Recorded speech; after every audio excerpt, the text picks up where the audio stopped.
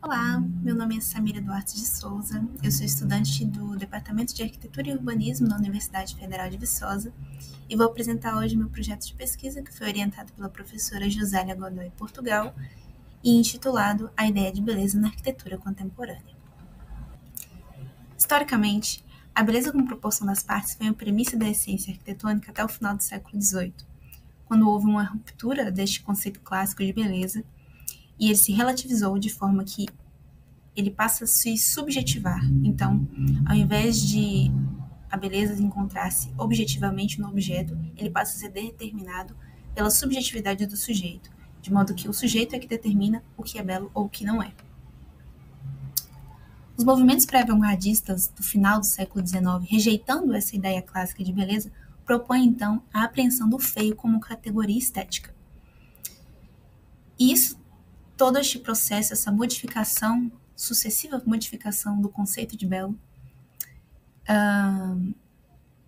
acaba ou culmina no esvaziamento semântico da ideia de beleza que ocorreu na segunda metade do século XX, quando esta ideia é intencionalmente anulada nas artes visuais, grandemente influenciada pela postura estética na arte contemporânea, que se vincula a premissas de ordem político, social, ambiental e tecnológica, e a partir disso houve uma revisão desse campo disciplinar da estética.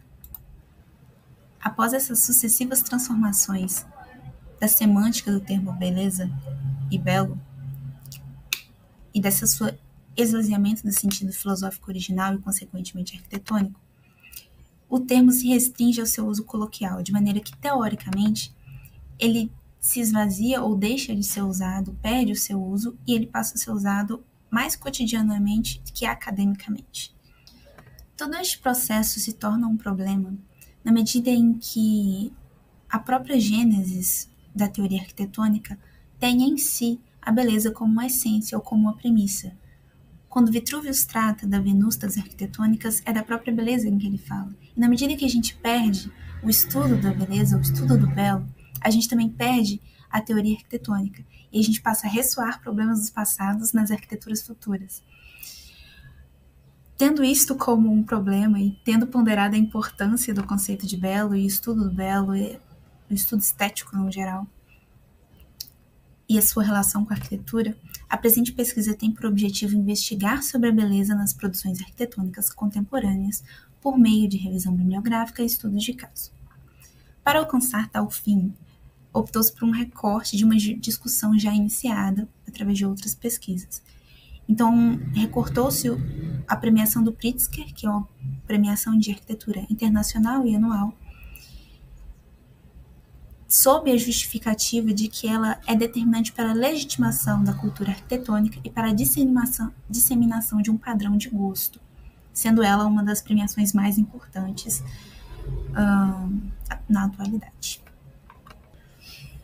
Como objetivo da pesquisa tem-se investigar sobre a beleza nas produções arquitetônicas contemporâneas e como objetivos específicos rediscutir o conceito de beleza sob uma abordagem filosófica, obter um panorama geral da história das ideias estéticas, identificar categorias estéticas aplicáveis à análise arquitetônica e relacionar tais categorias com produções arquitetônicas contemporâneas.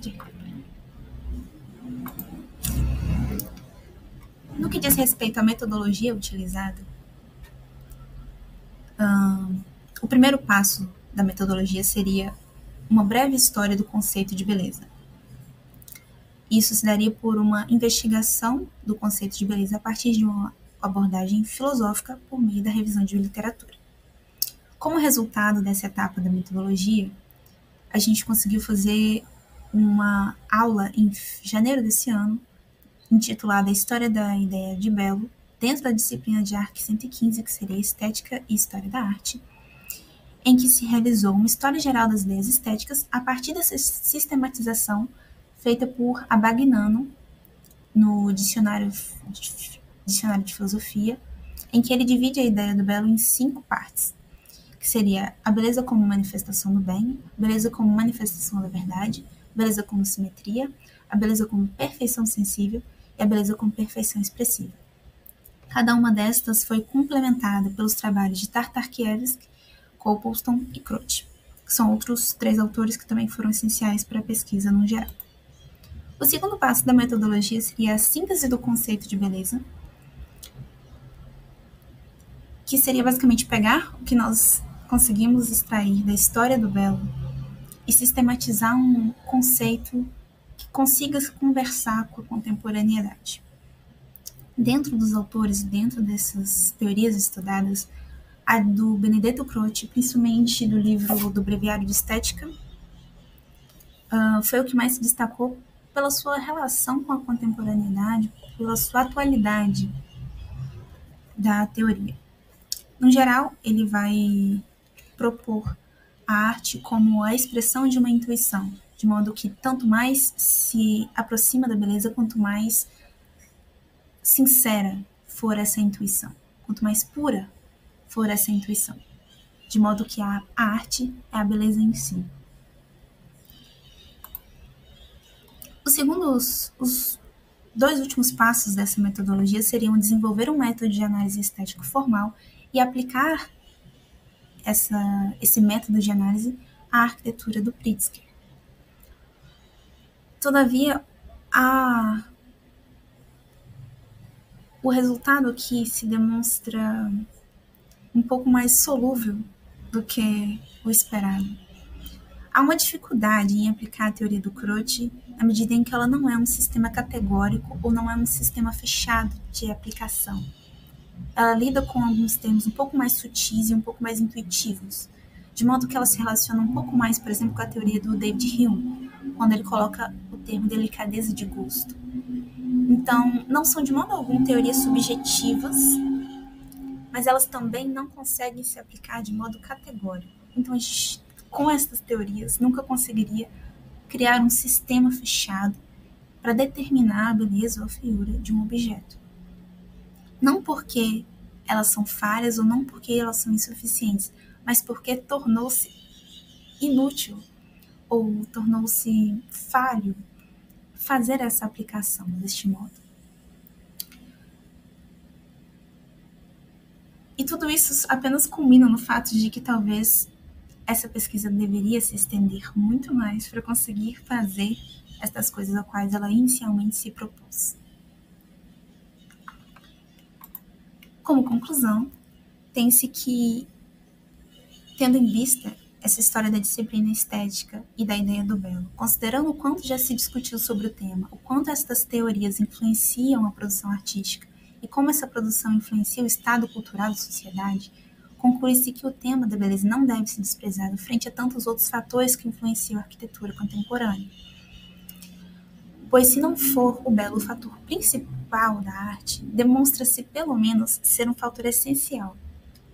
Mesmo as artes que negam o belo, elas têm como premissa a negação da beleza. Então, negando ela ou concordando com ela, a arte sempre se relaciona com a beleza.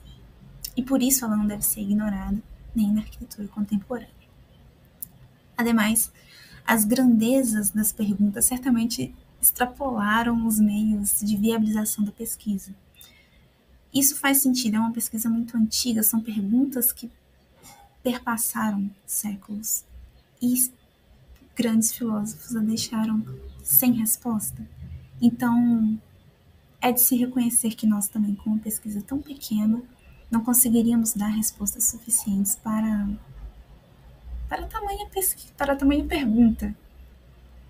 De modo que essa introdução ao problema estético tornou-se um tatear do terreno a fim de mapear os principais pontos e viabilizar novos estudos, que conseguirão avançar e desenvolver o que aqui foi apenas iniciado. Isto, obrigada. E aqui é a referência bibliográfica.